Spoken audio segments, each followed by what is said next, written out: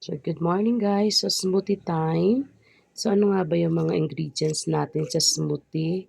Yan, meron tayong carrots, red beets, celery.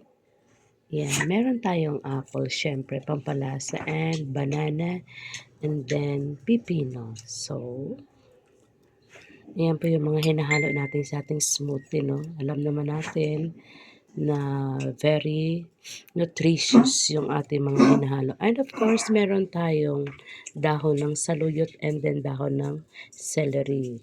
Minsan, nilalagyan ko po yan ng dahon ng malunggay, pero wala kaming malunggay today.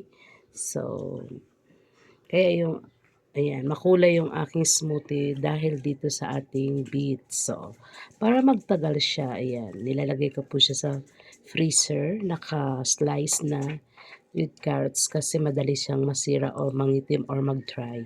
So, better na slice and then ilagay na lang po natin sa freezer.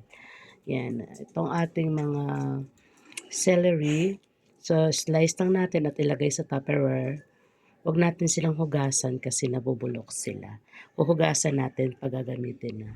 And then may apple and then saging and then pipino.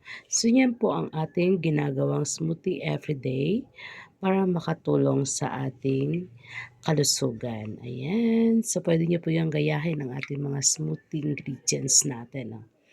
So ito, hindi to nawawala sa akin. Ang sugar beets or red beets.